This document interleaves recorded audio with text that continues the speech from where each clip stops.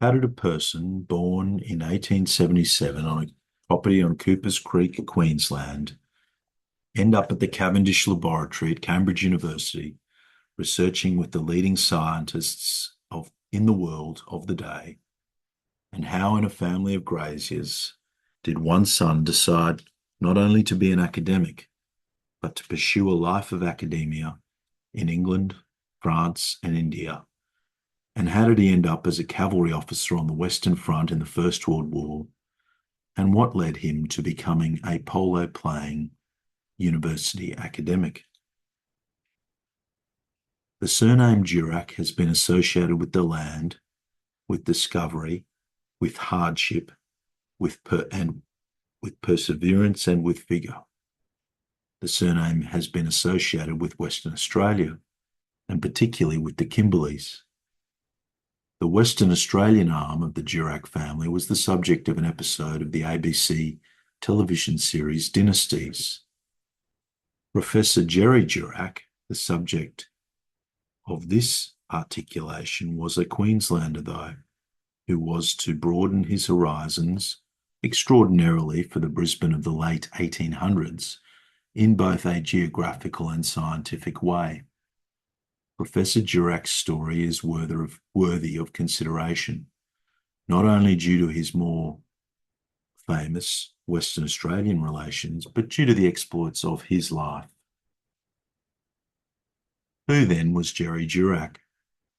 The facts as to his life can be enunciated relatively quickly, but it is the geographical transformation that occurred which provides the backdrop for this story, worthy of consideration even today. The Duracks had been Irish farmers from County Clare in Ireland. The family, after surviving the Irish famine of the 1840s, followed another branch of the family to New South Wales in 1853. They arrived in the ship the Harriet in May 1853.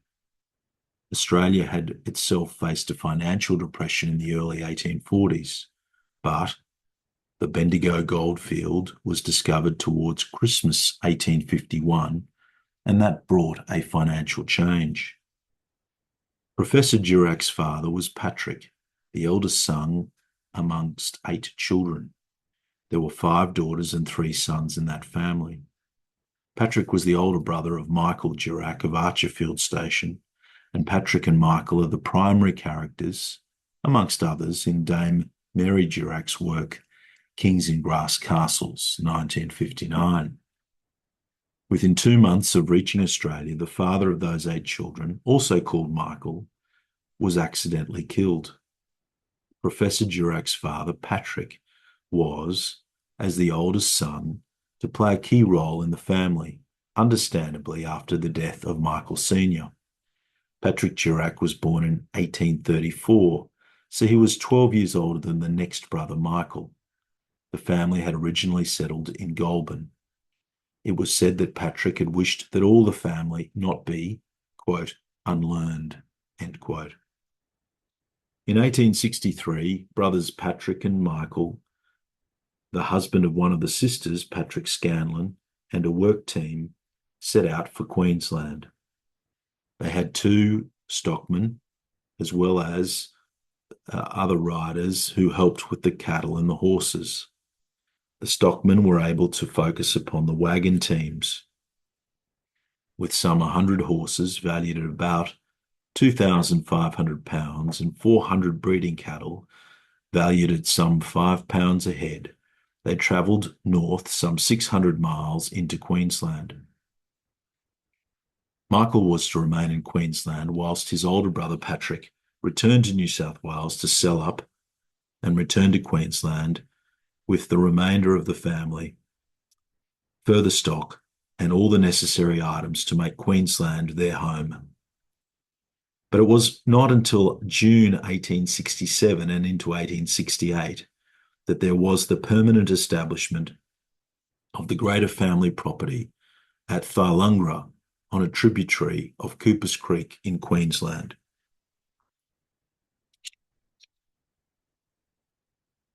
In the Durack family, there was a remarkable repetition of names. There are numerous Michaels and there were numerous Jerrys. Patrick and Michael's younger brother was also a Jerry and he lived at Thylungra. Jeremiah Joseph Ernest Durack was born in February 1877 at the Durack family property at Thylungra, Coopers Creek in Queensland. Jerry Durack was the youngest son of Patrick Durack, and his early years of education at Thylungra were by an Irish gentleman by the name of Mr. Healy, who it was said had studied for the priesthood in Ireland, but who was to live with the family as part cook, part teacher on the property. By the early 1870s, Patrick Durack's physical health had deteriorated after a fall from a horse. The Patrick Durack family was then to move to a home in Brisbane and live in a residence which is now part of St Margaret's College, Brisbane. In 1882, when Michael and Patrick Durack decided that they would plan an expedition costing £4,000 to the Kimberleys, Jerry Durack would have been some 5 years of age, and his early memories would have been of the developing town of Brisbane, and there would have been much talk of the land. For example, in 1844, when Jerry was some 7 years of age, his father, Patrick, Patsy, and Michael were instrumental in forming the Queensland Cooperative Pastoral Company Limited, which purchased many of the Durack properties from Queensland to Western Australia. Jerry Durack was to attend St Joseph's College. In the end-of-year report at the speech night, published in the then The Queenslander newspaper on 20 December 1890, the then headmaster refers to Jerry Durack as winning one of the subject prizes. His initial school results were solid, but not outstanding, with 1A in geography and Bs in his other subjects. From junior onwards, he studied the Sydney University examinations. In junior, he got 5 A's and 2 B's. In 1894, in senior, he received 1A only, 4 B's and 4 C's. Having regard to what was to come, those results are an interesting dynamic. After school, he went on to St John's College at the University of Sydney on a mathematical scholarship called the Days Thompson Scholarship. Mary Durack refers to the scholarship in Kings in Grass Castles. At Sydney University, Mary Durack states in the book Sons in the Saddle that Jerry Durack's older brothers were paying for his university and college fees. Jerry Durack majored in science and graduated with a Bachelor of Arts degree in 1900. The University of Sydney Senate records state as follows: Her Majesty's Commissioners for the exhibition of 1851 have granted the nomination of a science research scholarship of the value of £150 per annum for the year 1901 under the usual conditions. For the scholarship offered in 1900, the Senate nominated Mr. J J E Durack, Bachelor of Arts, who was a distinguished student in mathematics and physics. He is now pursuing a course of investigation in the Cavendish Laboratory, Cambridge, upon electromagnetic radiation. So after Sydney University, Jerry Durack was to go to Cambridge University on an 1851 research scholarship. Jerry Durack is mentioned in the book titled Leadership and Creativity, A History of the Cavendish Laboratory, 1871 to 1919.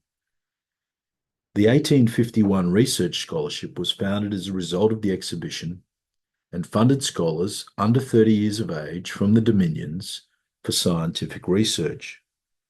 It appears that he was the second student to attend from Sydney University under that scholarship scheme. As to his time at the University of Cambridge, the University Archivist at Cambridge provided the following. From the central records in my care, I can provide the following academic details of Jeremiah Joseph Ernest Durack. He matriculated on 22 October 1900 as an advanced student in the Department of Physics and Chemistry. He was a member of Trinity College. Before the introduction of the PhD in Cambridge after World War I, graduate students were awarded a Bachelor of Arts on the strength of original research. In 1903, Durack submitted 2 pieces of work, which had been published in the Philosophical magazine. The first, entitled Leonard Rays, was published in July 1902. The second, entitled On the Specific Ionization Produced by the Corpuscles Given Out by Radium, was published in May 1903. His work was approved for the Bachelor of Arts on 10 June 1903, and he graduated Bachelor of Arts on 18 June 1903. He graduated Master of Arts on 17 January 1907. Source: UA Graduatae 12/70, List of Advanced Student Dissertations, number 46. In early 1901, he attended a conference at the Sorbonne in Paris, which is again referred to by Mary Durack in Sons in the Saddle. He had rooms at the then Bradwell's Court at Cambridge, and is quoted by Mary Durack as saying that one is reminded as one's footsteps echo from adjacent walls that it is here that Newton was said to have measured the velocity of sound. His work at the Cavendish Laboratory was under the supervision of J J Thomson, Professor of Experimental Physics at the university, and had to do with velocity and the mean free path of electrons moving through gas. To quote Professor Thomson, Durack was to show that a corpuscle moving with a velocity of 5 times 10 centimeters second only produces about 4 ion when moving through 1 centimeter of air at the pressure of 1 millimeter of mercury, and with the still more rapidly moving corpuscles shot out from radium, the ionization is still smaller. In historically analyzing the individual, the factual background to this point does not indicate a great deal about his personality. However, in the early part of the 20th century at the Cavendish Laboratory, it was the custom to hold an annual dinner followed by homemade entertainments, usually songs at the piano. In the postprandial Proceedings of the Cavendish Society, published in 1926, significantly, there is a song penned by J Durack for one such dinner, which celebrates the discovery of gas discharge phenomena and the early days of nuclear physics.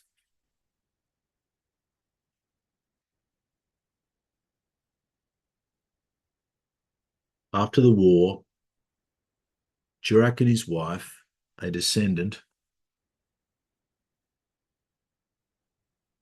of William Wentworth, Diana Wentworth, were to return to India.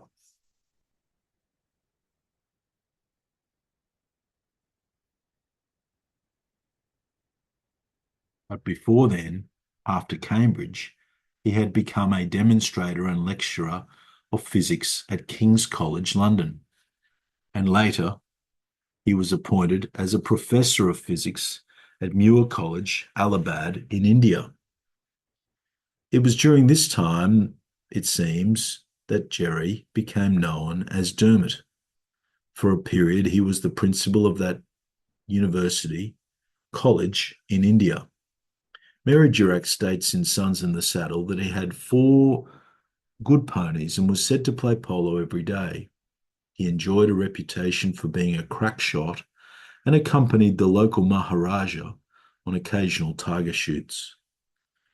He had joined the Indian Army as a reserve officer, and after the outbreak of the First World War, he joined the 31st Lancers of the Indian Cavalry Division in the British Army and was posted to Kohat in modern-day Pakistan. On 30 April 1915, the London Gazette notes his appointment as a second lieutenant in the cavalry. He wrote to his sister on the 26th of May 1915. It looks as though I'm stuck here for the time being, as there is some trouble on the frontier. The Mohammedans are very sick about our war with Turkey. Redisposal of my personal effects. If I don't come through, well, they don't amount to much. 5 ponies left in Allahabad, which would probably average about £100 each. My books to be given to the University in Perth or the University College in Allahabad, as you see fit. I enclose a statement of my business assets, which you will know how to deal with. It seems that later he was posted to a remount camp in Marseille in France, from which post he returned at intervals to India for further horses. Later he was posted to the 34th Poona Horse, part of the cavalry brigade in the 2nd Indian Division. And after the Battle of the Somme, he transferred to the Royal Engineers and joined the Sound Rangers section, which, based upon an idea by Cambridge physicists, had to do with the identification of German gun batteries. And he served in France, Egypt, and Mesopotamia until the end of the war. After the war, he and his wife, a descendant of William Wentworth, Diana Wentworth, were to return to India. But Durack resigned from his Indian post in 1922. He returned to Australia for the last time in that particular year. By 1925, he was living in Dublin, Ireland, and stayed there until his death. He had a son, Patrick, born in 1920. He was to remain active. For example, there is correspondence dated 1936 between J J E Durack of Wellington Road, Dublin, and the Ministry for Defence in London regarding a cipher developed by Mr. Durack with samples for examination. Much of what Mary Durack was to use in both Kings and Grass Castles and in Sons in the Saddle stems from particular recollections of Professor Dermot Durack, which were then passed on to his niece, Mary. He was to die in Ireland in 1956. His son, Patrick, only died in recent years, that is, in the first part of the 21st century, and the internet identifies that Patrick's children, it seems, live in both the United States and Ireland. In conclusion, I think he was someone characterized, like his father and uncle before him, by his vigor. He had an obvious love for horses, but his life was not lived in the open air. His life was one of journey, periods of discovery, perseverance, and development. Unlike, say, his father or his uncle, for whom there is no record of a long holiday, no European travel, Jerry's life was the opposite. A scholar, a physicist in physics, a traveller, an academic, a cavalry officer, and a university administrator. But his life was ideologically intertwined with that of his father and uncle in terms of the practical realities, but in some ways different from them in terms of its existence.